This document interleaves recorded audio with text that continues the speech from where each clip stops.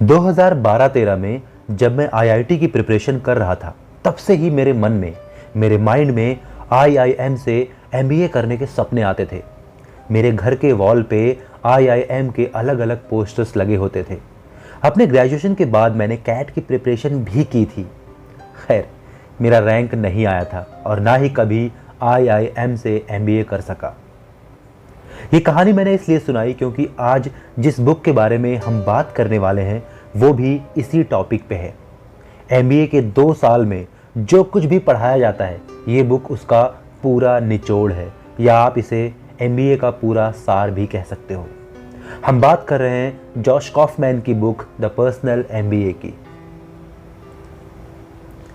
कुछ लोगों को लगता है कि बिजनेस करने के लिए एमबीए की डिग्री ज़रूरी है, तो उनको क्लियरली बता दूं, ऐसा बिल्कुल भी नहीं है। लेकिन हाँ, इंडिया में अच्छी जॉब करने के लिए एमबीए की डिग्री बहुत हेल्पफुल होती है। और यहीं पे एक ज्ञान की बात बताता हूँ, उसके बाद समरी पे आते हैं। कुछ लोग सोचते हैं कि डिग्री से कुछ नहीं होता। Mark Zuckerberg, Steve Jobs, Ritesh Agarwal, Elon Musk, ये सारे कॉलेज ड्रॉप आउट थे, तो हम भी कल को इलॉन मस्क बन जाएंगे। तो ज्ञान ये है कि बिल्कुल बन सकते हो, लेकिन 1 मिनट रुक के सोचो, इस दुनिया में कितने इलॉन मस्क हैं, कितने स्टीव जॉब्स हैं, कितने रितेश अग्रवाल हैं। जितनी भी कंपनीज इंडिया में हैं, जब उनके यहाँ इंटरव्यू के लिए जाओगे तो सबसे पहले आपका एजुकेशन ही देखते हैं। और हर कोई एक्स्ट्रा ऑर्डिनरी नहीं होता है, इसलिए प्ले सेफ, अपने एम्बिशन के साथ साथ एजुकेशन भी कंप्लीट करो। बिजनेस करना है तो करो, बट साथ में तैयार भी रहो कि कल को जॉब करने की ज़रूरत पड़े तो कोई फ़र्क ना पड़े। इसलिए डिग्री भी बहुत ज़रूरी है। चलिए पर्सनल एमबीए की बात करते हैं। बिजनेस करने के लिए आपके पास नॉलेज, एक्सपीरियंस और साहस होना चाहिए, जो बिना एमबीए के डिग्री के भी हासिल हो सकता है। अक्सर कंपनीज के मालिकों के पास एमबीए की डिग्री नहीं होती है, लेकिन वो बिजनेस चला रहे होते हैं क्योंकि उनके पास नॉलेज, एक्सपीरियंस और साहस या हिम्मत होती है। 2 साल के एमबीए में आप सीखते हो एक्सपीरियंस, बिजनेस कैसे चलाना है, क्या क्या नॉलेज होना चाहिए, प्लान कैसे बनाना है, उसे एग्जीक्यूट कैसे करना है, वगैरह वगैरह। तो ऐसा बिल्कुल नहीं है कि इस समरी के बाद आप भी 2 साल एमबीए पढ़ने वालों के बराबर आ जाओगे। लेकिन हाँ, इस समरी या बुक के बाद आप ये ज़रूर जान जाओगे कि एमबीए में 2 साल में क्या सिखाया जाता है। तो चलिए जानते हैं एमबीए के बारे में। ऑथर के अनुसार किसी भी बिजनेस में 5 प्रोसेस पाई जाती हैं, जिनके बारे में जानकर आप किसी एमबीए की तरह नॉलेज हासिल कर लेंगे।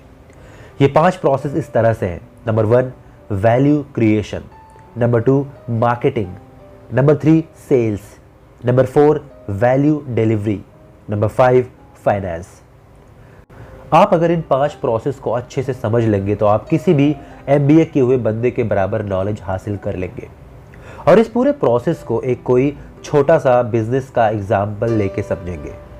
अगर आपने मेरी बुक पढ़ी होगी तो आपको पता होगा कि 2013 में मैंने एक बिज़नेस स्टार्ट किया था जो फेल हो गया था। उसी बिज़नेस का एग्जाम्पल लेके समझेंगे इस पूरे प्रोसेस को।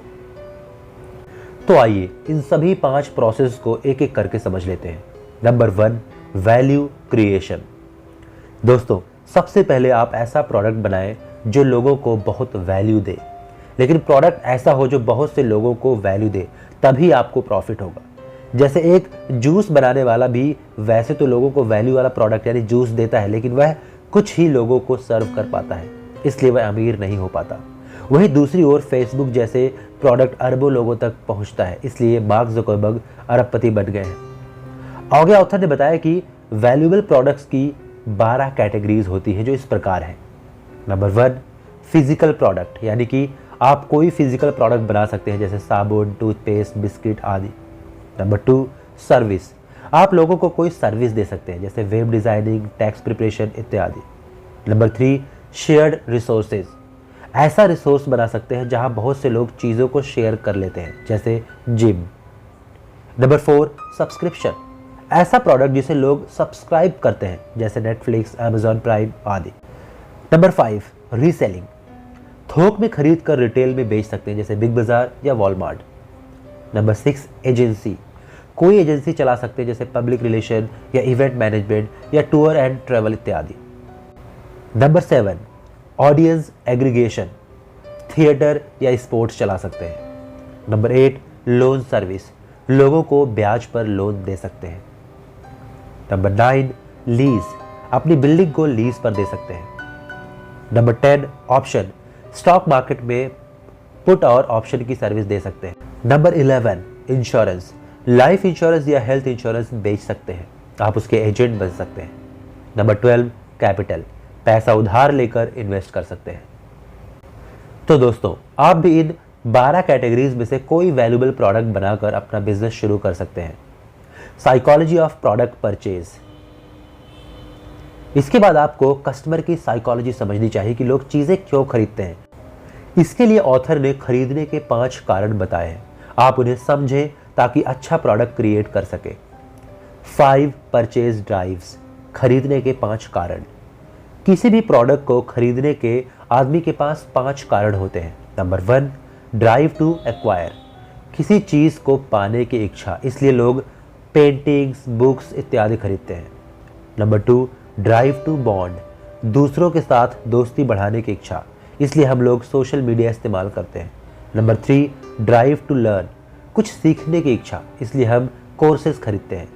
नंबर 4 ड्राइव टू डिफेंड, खुद की हिफाजत की इच्छा, इसलिए लोग हथियार या सीसीटीवी कैमरा आदि खरीदते हैं। नंबर 5 ड्राइव टू फील, नए अनुभव करने की इच्छा, इसलिए लोग मूवीज देखते हैं, स्पोर्ट्स और एडवेंचर्स में शामिल होते हैं।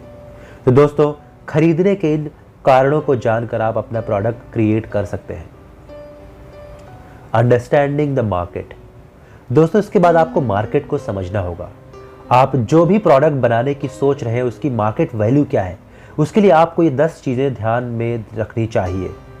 नंबर 1 अर्जेंसी, लोगों को अपना प्रोडक्ट कितनी अर्जेंटली चाहिए। नंबर 2 मार्केट साइज, आपके प्रोडक्ट की मार्केट का साइज कितना है, जितने ज़्यादा कस्टमर्स होंगे उतना ज़्यादा आपको फ़ायदा होगा। नंबर 3 प्राइसिंग पोटेंशियल, आपके प्रोडक्ट को किस कीमत पर बेचा जा सकता है। Number 4 cost of customer acquisition, customer तक पहुंचने का कितना कॉस्ट पड़ेगा। नंबर 5 यूनिकनेस ऑफ ऑफर, आपका प्रोडक्ट दूसरों से कितना अलग है। नंबर 6 स्पीड टू मार्केट, आपका प्रोडक्ट कितनी जल्दी मार्केट में पहुंच सकता है। नंबर 7 अपफ्रंट इन्वेस्टमेंट, प्रोडक्ट बनाने के लिए आपको कितना पैसा इन्वेस्ट करना पड़ेगा। नंबर 8 एवरग्रीन पोटेंशियल, आपका प्रोडक्ट क्या सालों साल बिकता रहेगा। इन सब फैक्टर्स को ध्यान में रखकर आप पता लगा सकते हैं कि आपका प्रोडक्ट मार्केट में कैसा परफॉर्म करेगा। चूज मार्केट विद कंपटीशन, दोस्तों आप ऐसी मार्केट चुनें जिसमें कुछ कंपटीशन हो, इससे आपको यह कंफर्म हो जाएगा कि लोग उस प्रोडक्ट को खरीदते हैं। बस आपके प्रोडक्ट में यह 4 चीज़ें ज़रूर होनी चाहिए। नंबर 1 प्रोडक्ट से लोगों को संतुष्टि मिलनी चाहिए। नंबर 2 इसे इस्तेमाल करने में कुछ भी प्रॉब्लम नहीं होनी चाहिए। नंबर 3 इसका दाम वाजिब होना चाहिए। एंड नंबर 4 लोग उसे बार बार खरीदना चाहें। प्रोटोटाइपिंग, नया प्रोडक्ट कैसे बनाएं। दोस्तों सबसे पहले आपको अपने प्रोडक्ट का प्रोटोटाइप बनाना चाहिए, मतलब इनिशियल वर्जन, बिल्कुल शुरुआती वर्जन। इसके लिए इन 6 स्टेप्स का इस्तेमाल करें। पहला, सबसे पहले प्रोडक्ट का आइडिया ढूंढें। दूसरा, उस प्रोडक्ट का सिंपल वर्जन बनाएं और लॉन्च करें। तीसरा, कस्टमर से फीडबैक लें, देखें कि उन्हें प्रोडक्ट कैसा लग रहा है। चौथा, जो भी कमियां कस्टमर बता रहे हैं उन्हें सुधारें। पांचवा, फिर से फीडबैक लें और सुधारें। ऐसा तब तक करें जब तक कि आपका प्रोडक्ट परफेक्ट ना हो जाए। और छठा है, फिर उसे स्केल अप करें, मतलब उसे बढ़ाएं। तो दोस्तों, पर्सनल एमबीए बुक का जो पहला स्टेप था, पहले स्टेप के अपने 2013 के बिजनेस मॉडल से समझते हैं कि पहले स्टेप में जो कुछ भी मैंने अभी बताया है, क्या मेरा बिजनेस आइडिया उससे मैच कर रहा था या नहीं। मैं और मेरे 3 दोस्तों ने बिजनेस स्टार्ट किया था। बिजनेस था कि एक अच्छे से एरिया में लोगों के घरों तक सब्जियां डिलीवर करना, मार्केट से होलसेल में सब्जियां लाना और 30 मिनट में साइकिल से जब कस्टमर ऑर्डर करता था तो उनके घर तक डिलीवर करना। चलिए बिजनेस को थोड़ा सा और एक्सपेंड करेंगे, उससे पहले समझते हैं द पर्सनल एमबीए के step number 2। Step number 2, marketing. दोस्तों एक बार जब आपने अपना प्रोडक्ट बना लिया तो उसका अगला स्टेप होता है मार्केटिंग, जिसका मतलब होता है लोगों को बताना कि आपने कोई प्रोडक्ट बनाया है। जैसे कोई फिल्म प्रोड्यूसर फिल्म बनाता है तो हमें कैसे पता चलता है? वह तरह तरह के प्लेटफॉर्म पर एडवर्टीजमेंट करता है, जो मार्केटिंग का ही फॉर्मेट है। मार्केटिंग कई तरह से हो सकती है। आजकल डिजिटल मार्केटिंग का ज़माना है, जिसके कुछ तरीके इस तरह से हैं। नंबर 1, रेडियो या टेलीविज़न पर एडवर्टीजमेंट देना। नंबर 2, फेसबुक या गूगल पर ऐड देना। नंबर 3, प्रिंट मीडिया जैसे न्यूज़पेपर्स में ऐड देना। एंड नंबर 4, ब्लॉग या वेबसाइट के ज़रिए कंटेंट मार्केटिंग करना। नंबर 5, एफिलिएट मार्केटिंग, जिसमें आप लोगों को अपना प्रोडक्ट बेचने के लिए कहते हो और बदले में उन्हें कुछ कमीशन देते हो। तो दोस्तों, इस तरह से आप पूरी दुनिया को बता सकते हैं कि आपने एक नया प्रोडक्ट बनाया है और उसमें इस तरह के फीचर्स हैं। तो दोस्तों, 2013 में जब मैंने अपना बिजनेस स्टार्ट किया था तो हमारे बिजनेस में मार्केटिंग हम घर घर पंफलेट बांट के करते थे। एंड धीरे धीरे जब हमारा बिजनेस फेमस होने लगा और हम टाइम से सारी चीज़ें करने लगे तो लोगों ने खुद ही वर्ड ऑफ माउथ के ज़रिए हमारी मार्केटिंग करी।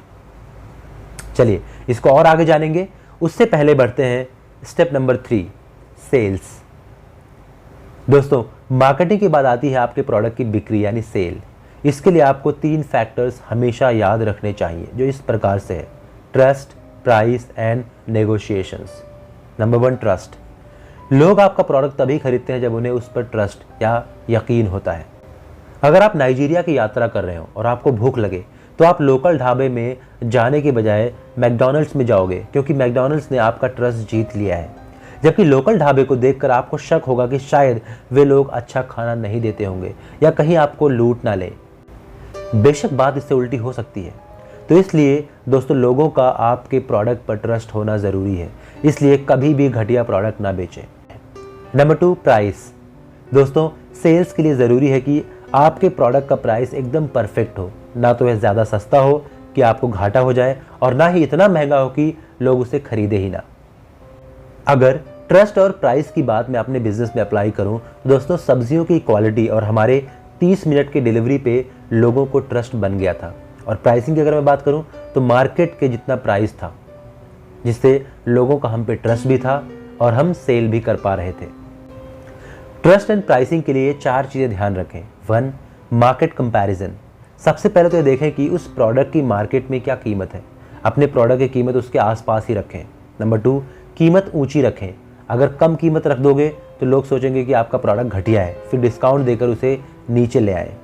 नंबर 3, अगर आपके प्रोडक्ट की वैल्यू मार्केट के प्रोडक्ट से ज़्यादा है तो कीमत उससे ज़्यादा रखें। लेकिन हाँ, बहुत से टेस्टिमोनियल्स होने चाहिए जो आपके प्रोडक्ट के फेवर में हो, लेकिन फेक नहीं होने चाहिए। नंबर 4, प्रोडक्ट की मनी बैक गारंटी दे सकते हैं, इससे ट्रस्ट भी बिल्ड होगा। तो अभी तक हमने ट्रस्ट, प्राइस दोनों समझ लिया। अब हम समझते हैं नंबर 3, नेगोशिएशन। कई बार आपको अपना प्रोडक्ट बेचने के लिए नेगोशिएट भी करनी पड़ सकती है। ज़्यादातर कस्टमर की ये 4 ऑब्जेक्शंस होती हैं, इन्हें दूर कर देने से आपकी सेल्स बढ़ जाएगी। ऑब्जेक्शन नंबर 1, कीमत बहुत ज़्यादा है। इस ऑब्जेक्शन को दूर करने के लिए कस्टमर को उसके नए फीचर्स बताएं और अन्य फ़ायदे भी गिनवाएं। नंबर 2, ये काम का नहीं है। इसके लिए कस्टमर को डेमो देकर बताएं कि प्रोडक्ट आपके किस काम का है और दूसरों के टेस्टिमोनियल्स भी दिखाएं। नंबर 3, अभी नहीं चाहिए। इसके लिए कहें कि ऑफर सीमित समय के लिए है, बाद में कीमत बढ़ जाएंगी। नंबर 4, अभी पैसे नहीं है, किश्तों में ऑफर कर सकते हैं। तो दोस्तों, ऊपर दिए गए पॉइंट्स की हेल्प से आप अपने प्रोडक्ट की सेल्स बढ़ा सकते हैं। चलिए आगे बढ़ते हैं। Point number 4, value delivery.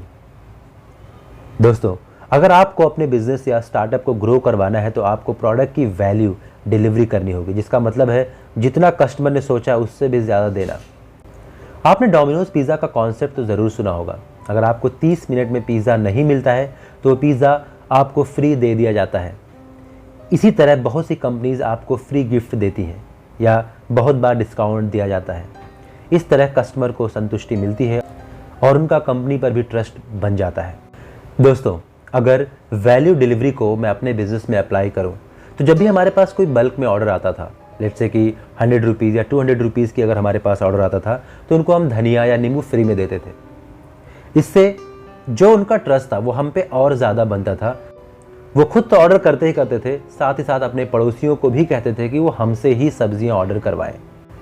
और इससे हुआ ये कि लोगों का भरोसा हम पे बना रहा जब तक हम मार्केट में अवेलेबल थे। चलिए अब पर्सनल एमबीए के लास्ट पॉइंट के बारे में समझते हैं, जो कि है point number 5, finance.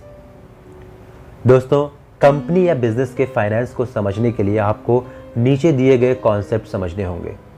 Number 1, profit margin. कोई भी प्रोडक्ट बेचने से कंपनी को जो लाभ होता है उसे ही प्रॉफिट मार्जिन कहते हैं। इसे कैलकुलेट करने के लिए यह फार्मूला इस्तेमाल होता है, PM is equal to revenue minus cost by revenue into 100 equal to percentage PM। Number 2, valuation. कोई भी कंपनी कितनी रिच है उसे एस्टिमेट करने को ही वैल्यूएशन कहते हैं। वैल्यूएशन करने के लिए 4 चीज़ें देखनी पड़ती हैं। बिजनेस रेवेन्यू, यानी कंपनी ने कितने पैसे का इनकम जनरेट किया। 2, प्रॉफिट मार्जिन्स, कंपनी को कितना प्रॉफिट हुआ। 3, बैंक बैलेंस, कंपनी के बैंक अकाउंट में कितना पैसा पड़ा है। 4, फ्यूचर आउटलुक्स, फ्यूचर में कंपनी कितना कमा सकती है। इन चारों को एनालाइज करके कंपनी की वैल्यूएशन की जाती है। 3, कैश फ्लो स्टेटमेंट। इसका मतलब कंपनी के बैंक अकाउंट से है कि कितना पैसा आ रहा है और कितना पैसा जा रहा है। कैश फ्लो इन 3 एरियाज में आता जाता है। 1, ऑपरेशंस, प्रोडक्ट को खरीदने या बेचने के ऑपरेशंस में पैसे का कैश फ्लो होता है। 2, इन्वेस्टिंग, जब कंपनी इन्वेस्टमेंट करती है तब भी कैश फ्लो होता है। 3, कैपिटल, जब कंपनी पैसा लोन पर लेती है तो इसमें भी कैश फ्लो होता है। कंपनी के कैश फ्लो पर हमेशा ध्यान रखना चाहिए। नंबर 4, इनकम स्टेटमेंट, किसी निश्चित अवधि में कंपनी ने कितना कमाया उसे ही इनकम स्टेटमेंट के रूप में दर्शाया जाता है। इससे पता चलता है कि कंपनी प्रॉफिट में है या लॉस में है। इसका फॉर्मेट ऐसा होता है, revenue minus expenses minus taxes is equal to net profit. Number 5, balance sheet. Balance sheet देखकर हमें पता चलता है कि किसी निश्चित समय में कंपनी किस चीज़ की मालिक है और कौन सी चीज़ उसने उधार ले रखी है, जैसे लोन इत्यादि। इसका फॉर्मूला है assets minus liabilities is equal to stock holders equity. Assets वो सारी चीज़ें जिन पर कंपनी का अधिकार है, प्रोडक्ट, प्रॉपर्टी, इंस्ट्रूमेंट्स इत्यादि। लायबिलिटीज़ वो चीज़ें हैं जो कंपनी ने कर्जे पर या उधार ले रखी हैं, लोन, रेंट या प्रॉपर्टी या ट्रांसपोर्ट व्हीकल इत्यादि। Number 6, important terms. आइए दोस्तों अब फाइनेंस से रिलेटेड कुछ टर्म्स जान लेते हैं। Number 1, compounding. इसका अर्थ है चक्रवृद्धि ब्याज, इससे मूलधन बहुत ज़्यादा बढ़ता है। नंबर 2, लेवरेजिंग, उधार लेकर पैसे को इन्वेस्ट करना और प्रॉफिट कमाना। नंबर 3, फंडिंग, इन्वेस्टर से पैसा उठाना और उन्हें हिस्सेदारी देना। नंबर 4, बूटस्ट्रैपिंग, बिना फंडिंग के ही बिजनेस चलाना। चलिए वापस से जो पर्सनल एमबीए का पॉइंट नंबर 5 था फाइनेंस, उसको अपने बिजनेस से समझते हैं। फिर से मैं अपने बिजनेस पे आता हूं। हमारा आइडिया अच्छा था, प्रोडक्ट और सर्विस भी अच्छी थी, हमें बहुत ही मिनिमम फंड्स की ज़रूरत थी, यानी कि हम बूटस्ट्रैपिंग से काम चला रहे थे। हमारा प्रॉफिट अच्छा था, मतलब कि जो हमारा कैश फ्लो था वो पॉजिटिव में था। जस्ट इमेजिन अगर हमने उसे कंटिन्यू किया होता तो शायद ग्रूफर, बिग बास्केट, ब्लिंकिट, स्विगी, इन सबसे पहले हमारा प्रोडक्ट मार्केट में स्केल अप हो चुका होता। लेकिन हम फेल हुए एग्जीक्यूशन में, हम लंबे समय तक सस्टेन नहीं कर सके, आपस में थोड़ा मनमुटाव हुआ और हमने अपना बिजनेस शट डाउन कर दिया। ऊपर बताए गए 5 स्टेप्स को समझने के बाद अगर एग्जीक्यूशन, साहस और पेशेंस नहीं होगा तो लंबे टाइम तक सस्टेन नहीं कर पाओगे। तो दोस्तों, एमबीए करने वाले लोग इस किताब में दिए गए कॉन्सेप्ट ही पढ़ते हैं, जिनके बारे में आपको भी अब पता चल गया है। बिजनेस चलाने के लिए आपको एमबीए की डिग्री तो नहीं चाहिए, लेकिन हाँ, टर्म्स का पता होना ज़रूरी है, ताकि कोई एमबीए किया हुआ एम्प्लॉय आपको बेवकूफ़ ना बना सके। और आखिर में दोस्तों यही कहना चाहूँगा कि बिज़नेस टैलेंट से चलता है, ना कि डिग्री से। हाँ, एमबीए के कॉन्सेप्ट जान लेने से आपका कॉन्फिडेंस बढ़ जाता है और आप अपने बिजनेस के हर पहलू के बारे में अच्छे से जान जाते हैं। एक और चीज़ ध्यान रखना, नॉलेज अलग चीज़ है और एक्सपीरियंस अलग चीज़ है। जब आप किसी चीज़ को बार बार करते जाएंगे तो आपका एक्सपीरियंस बढ़ता जाएगा और साथ ही साथ नॉलेज बढ़ता जाता है। इस तरह से आपके कामयाब होने के परसेंटेज और ज़्यादा बढ़ जाते हैं। तो कीप ट्राइंग। जल्द ही मिलते हैं एक नए वीडियो के साथ। तब तक अपना और अपने परिवार का ख्याल रखें, उन्हें ढेर सारा प्यार दें और खूब मेहनत करके कामयाब बने। All the best.